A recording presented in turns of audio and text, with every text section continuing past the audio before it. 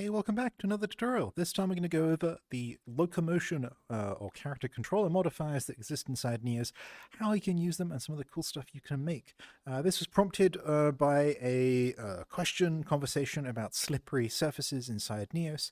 I've seen a lot of people do slippery surfaces using a different like actual physical locomotion, and while you can do that, there's actually a better way to do it which makes a lot more sense, and that prompted this whole debacle. It also prompted the creation of this world that we're in, and I'll show you around this world towards the end of the tutorial once we're done sort of explaining the brief parts about it. So let's get started by showing you the character controller inside of Neos and explaining a little bit about it, and then we'll go on to how you can modify it. Let's get started. So I'm going to head over here into Smooth POV. And with a developer tooltip, which I don't have out because I am totally unprepared for you guys to be here following my tutorial. I went to the wrong folder, bit out of practice, bit rusty. Here we go. What I'm going to do is, first of all, I'm going to open up the inspector here. I'm going to just go to the default root of this world. This is a default world. It has got stuff in it now, but when I was creating it, I made it a default world. So inside here, you'll see walk, run, which is the default physical locomotion. And that's the one where you can walk around with your joysticks and you can jump. In that, you'll see that there is the character controller component. And this is what controls all the sort of interactions between you and the floor, and or ramps, stairs, other people, all sorts of stuff like that. There's a big notice here about sort of rigid body physics and all sorts of stuff like that. Don't worry about it. We're just going to be looking at properties. Now, the properties that we're going to be looking at here are right here. Let me bring that a little bit closer to the screen here. Speed, sliding speed, airspeed, traction force, sliding force, glue force, traction slope, support slope. Some of these we can't modify right now, but some of them we can. It does make sense why the ones that we can't modify can't be modified, because they are the airspeed and air force. But these properties by default are set to these numbers here. So you want to know the defaults, they're right here. And these components that I'm about to show you can modify these properties. It's a little bit difficult to sort of reason about what they do without providing examples, because a lot of it's kind of arbitrary. For example, the difference between traction and sliding, it's quite sort of weird. So we'll go on that as we get through, and I'll keep stating it throughout the video. So those are the ones that we're going to modify, and by default, some people will just, they'll make a new locomotion doodad to modify them, but you can use these modifiers instead. Let's go ahead and get started with the first modifier type, which is the constant modifier.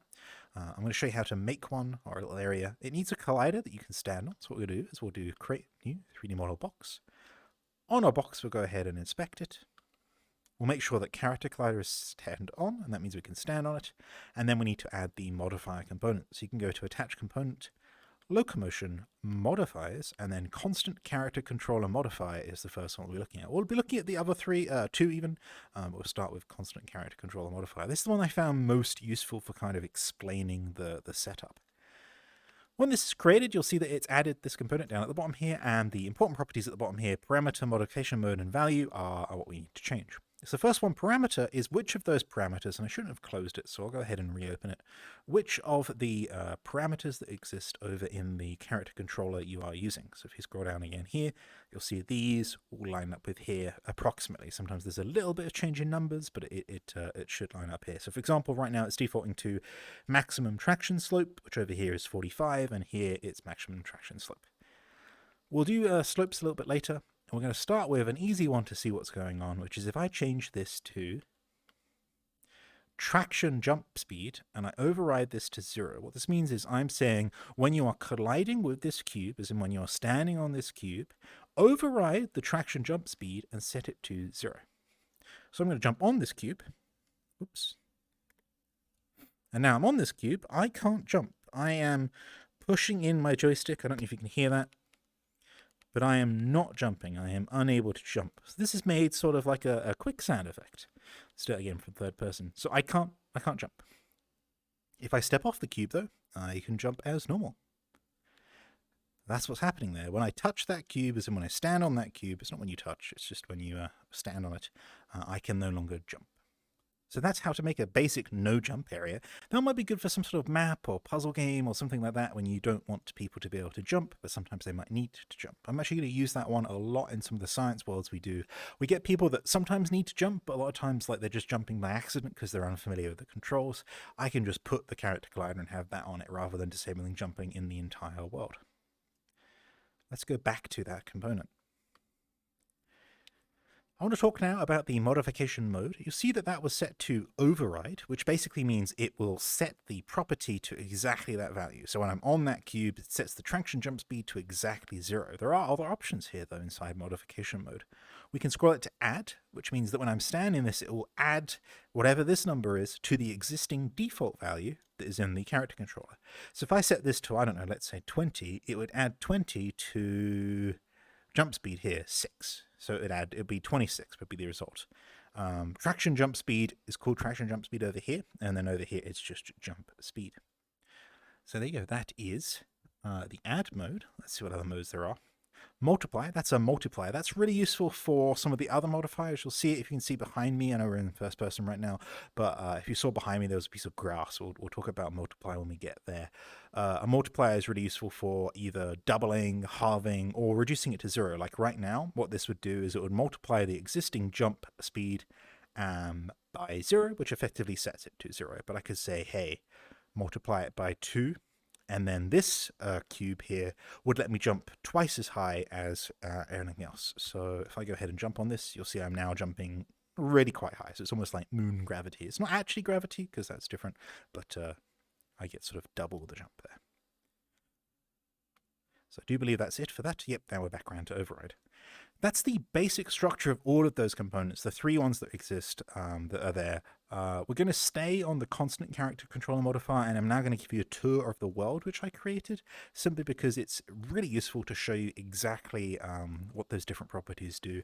Some of them I actually haven't found it useful, but we'll try and use the ones that I did find useful.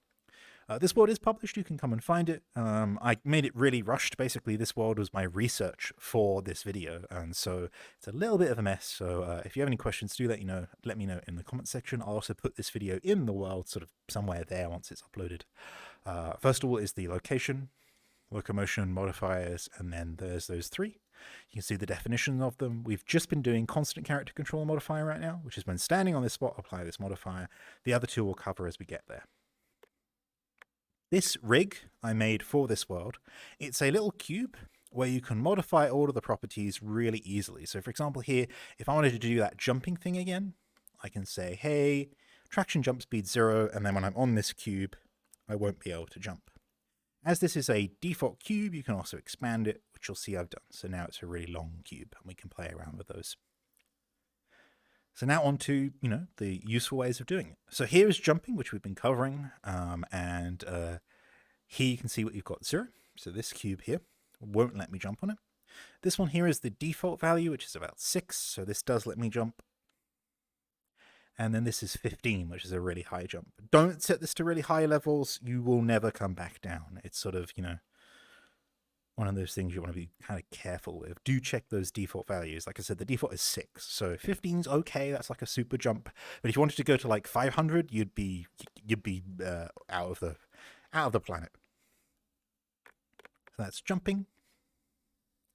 Now we can move on to more interesting stuff. So now traction speed is for running. So traction speed is how fast you can run. So again, here you see traction speed of 0. On this one, I can't run. It's actually locked me in place. We're going third person again. I can't move. I assure you, I am clicking my joysticks forwards. I'm not moving. I actually have to jump to get off this one. Next, we have the default, which is 4, and you can just run along that normally. And then this one on the end here, I believe, what did I set it to? I set it to 10. So that is, 6 more than the default running speed. So I can go on this one, and you'll see I run much, much faster. Again, do be careful with that one, because you will end up zooming all over the place. So there you go. That is running, which is traction speed. And now, and as like I said, I did promise that we would cover it, we're going to go over the difference between traction and sliding, because this whole next section called ice is all about sliding versus traction. So I want to talk about those differences. I'll try and give you an analogy. Hopefully it'll work. It is a little bit sort of hard to get your head around though, if you're new to the topic. So when we say traction in the terms of this character controller, we mean anything about moving your feet forward and rubbing them on the ground. So if you think about your shoes when you're in the real world moving along the ground, the reason you're able to walk is because you have traction with the floor. That's why when it's snowy and icy, you need shoes with a lot of grip, because they increase the traction, they increase the opportunities for friction. So that's traction. It's sort of putting energy into your movement. And then sliding is sort of the opposite of that, and ice is the pivotal example. When you're sliding on ice, again, in reality, if you go out, it's icy, it's snowed, then when you're slipping on ice, you have no traction, but you have sliding. So by modifying those two things, we can then get the two types of movement that we have with character controllers, traction and sliding. So yeah, that's the difference. So now with that difference hopefully explained in a way that makes sense, I don't know, we can go on to ice. Here's where stuff started getting complicated, because like a lot of things in Neos, it's up to you what you want to make stuff look like. We don't have any good standard values set up for this stuff. So I have made 3 different types of ice, and they did get more and more complicated. As you can see here, I took my original green cube where you could only transfer 1 property, and I made setups where you could change 2 properties and then even 4 properties over there, just to kind of sort of do stuff. This one here is ice that you can't stop sliding on, and that's because I've set traction force and traction speed to 0. And what that means is when you're on this, you have no traction, but you do have sliding. To illustrate that, if I give a little bit of a run up and then I land on it, I'm not pushing anything on the keys now. I'm not pushing anything, I'm just sliding off of it. You'll see that the moment I land back on the ground though, I'll be stopped, and that's because we run out of ice and we land back on ground and we have traction on ground. I'm going to do that again in third person. So you'll see I'm not moving anything, my hands are completely off the controllers, I'm just sliding along this ice. There is no control, I can't change. This might be useful for one of those care instances in puzzle games or RPG games. I see a lot of that, particularly in the sort of 2D older RPG games where you're like in an ice lake, and the only way you can get across the ice lake is by sliding up towards blocks and stuff like that. Maybe there's a tree in the middle of the lake, you slide to the tree, then you can turn left and right and all the sorts of stuff like that. You'll end up pushing blocks around, all sorts. It's a really common trope. I think I was playing RuneScape many months ago, and that even had it in there. So yeah, it's in everything from RPGs to RuneScape, which I guess is an RPG, but it's in a MMO, different thing. So this is ice that you can stop on, and what's happened here is I've lowered traction force and traction speed by a little bit. So the default values, which are over there, maybe I can get them. No, I can't get them, so I'll open up again. I should have noted the defaults down here, but I did not, so we'll open those up again. So we'll go to walk. Here you go, traction force is usually 1000, and traction speed is usually just speed, which is 4. So I've lowered those down a little bit. I actually gave you a little bit more traction. This is ice you can stop on, and that's because you can put force into it. That's the force property, to kind of sort of correct your position here. So there is sliding, and if you walk on this, you might have to try this out in game. Like I said, the world is published. This feels more like ice that you might have. Like the more force that you put in, the sort of more out of control stuff gets. So I'm just trying to stop. That's all I'm trying to do, is stop. But it's difficult to stop because I'll overshoot due to sliding. So that is the second type of ice we've got. And then this last one here, I basically equalized everything. Ignore those 2 things at the bottom there. I needed to have something that wasn't modified. So I set traction force and sliding force at the same value, and then I think I left speed the same. So sliding speed would be 3 and speed would be 4. Yeah, so they're about the same. And this one, it's got equal amounts of both, so it's as easy to walk on it as it is to slide on it. I like this one. This one feels the most natural to me in terms of ice. Like if I was using building a map, I would probably use this one. Of course, I fully expect once this feature has some praise and recognition, maybe from this video, that someone will come up with better numbers. If you come up with better numbers, please leave them in the comments section. I'd love to try them out. You can come into this world and experiment with my blocks of ice as much as you would like. I'd be happy to see better ice.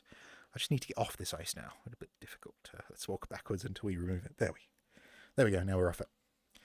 So that covers just go through the options. Actually, that covers traction force, sliding force, the same. Traction jump speed we covered. Sliding jump speed is jumps that you can do whilst you're sliding versus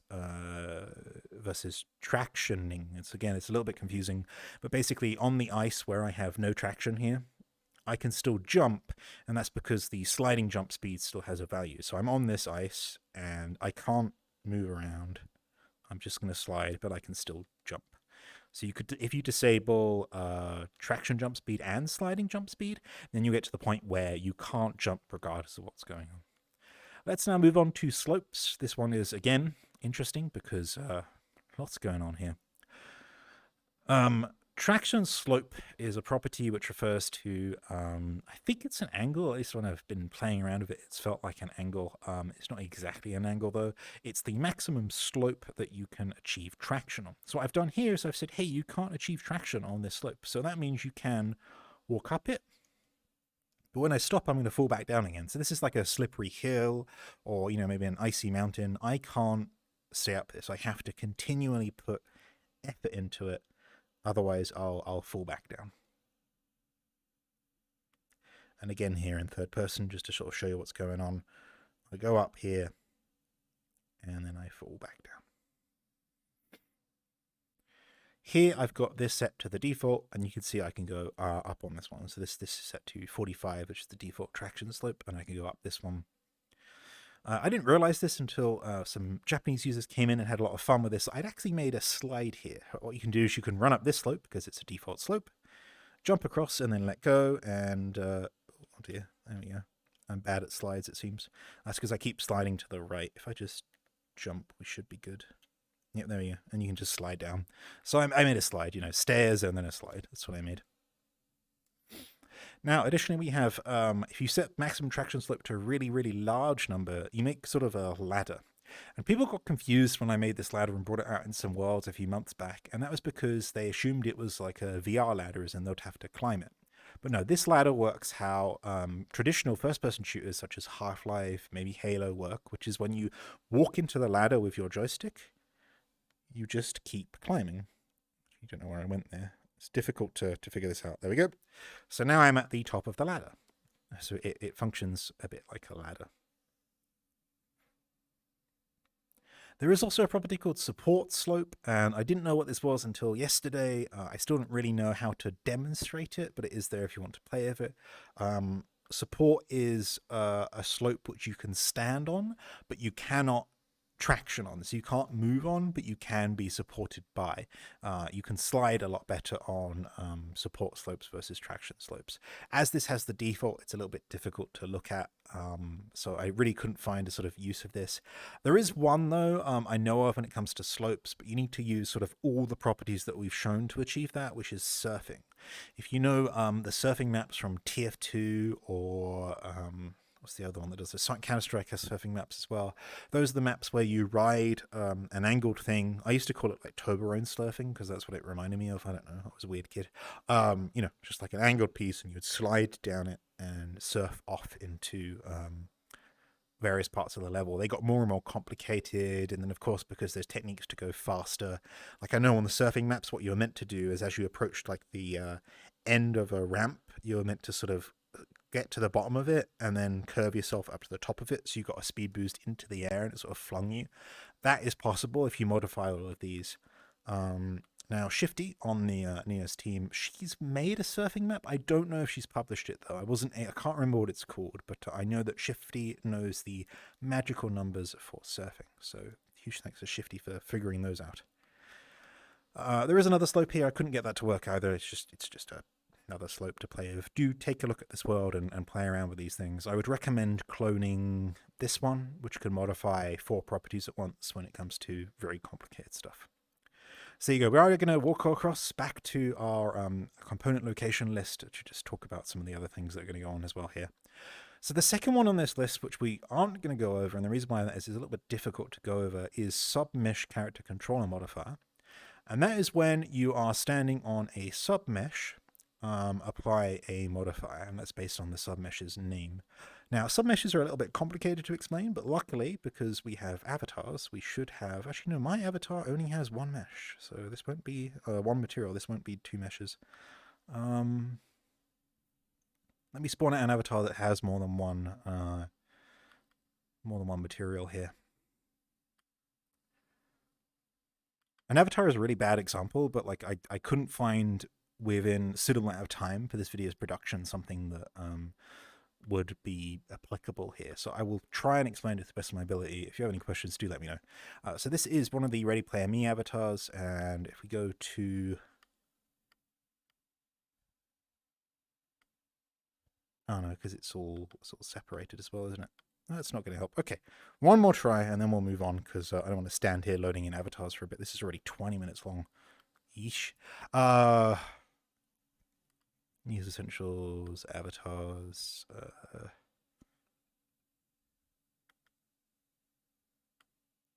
Okay, we'll try in the Neo spot.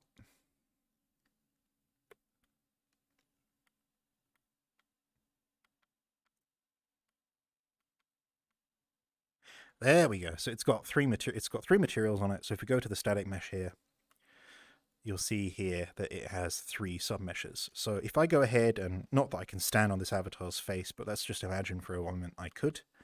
And we add the SubmeshCharacterControllerModifier here.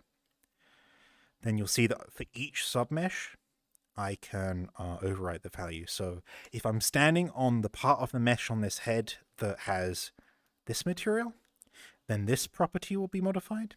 If I'm standing on top of the second one, as in this one, the sort of glass material, then this will be applied. If I'm standing on the third one, then the third value here will be applied, again with override on the various properties. Couldn't find an example mesh for that one. Sorry, we'll go ahead and move on so I'm not rambling too much. Now the last one is the really cool one when you combine it with some other items. So this is called TextureCharacterControllerModifier. Based on where you stand, Neos will look at the texture of the object that you're standing. It uses the UV values, and then it will apply the modifier based on the color value of that texture. It'll take a little bit to explain that one, which is why I have a previously made setup in this world. Sorry, excuse me. Here I have a piece of ground. And you'll see that on the grass here, I'm moving normally. But when I transit to this sandy area, I've labeled it quicksand, you can't jump on this. So I can't jump on this. And then when you come over to this icy area, you'll see I'm sliding. And that's because this area is icy. Actually just need to get off the ice now. Let me off the ice, please. There we go. So if we come over to this complicated setup, you'll see what's going on here. So first thing to know is I've got a color splat material set up. This isn't a tutorial on color splats, but what it does is essentially it takes this texture and it puts, where green is, it'll put grass. Where blue is, it'll put ice. And where red is, it'll put... no, wait, red is ice and blue is sand. And then based on those on that texture, we can then apply that to the modifier as well. So if we fly up to that, you'll see what's going on. So on this quad, there are 2 copies of TextureCharacterControllerModifier. Actually, I'll just show you on there. And you'll see that one is specifying that the traction jump speed is multiplied by the channel of blueness in the texture. So what this basically means is, if we have a high level of blue, which we do on that area there, which happens to correspond to our quicksand, then we multiply the traction force, the jump speed here by 0. And if we have a low value of blue, we multiply it by 1. And that's what I said when I meant multiply was really effective, because what this basically does here is when the blue value is low, jumping is normal. When the blue value is high, as in you're on that area there of quicksand, you multiply it by 0, which drops it all the way down to 0, and you can't jump. And I'm doing the same, but I'm doing the same in reverse on the red channel when it comes to the icy area, which is the red channel down here. We take the traction force and we multiply it by 1 if there's low red, and by 0 if there is high red. And that does mean that gradients are possible. So for example here, if I made a better splat here, I could have maybe the edges of the icy lake are less slippy and the center of the lake is more slippy because there's more ice there. I don't know. But that's how you do that. That is found inside, again, Locomotion Modifiers, TextureCharacterControllerModifier. you can index off all of the channels, including alpha, so RGB alpha. The important thing to note about that is that your map must be checked on uncompressed, and it must be readable. Readable and uncompressed must be checked. Otherwise, it won't work. It just so happens that you're able to use that exact same map to make a splat map, which is how the actual texture here is working.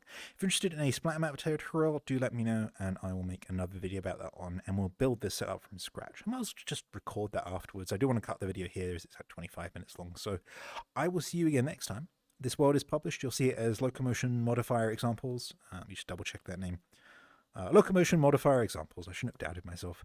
And you can come in here, experiment and play. Do feel free to take anything you see. This is just me exploring to learn. Yes, so there you go.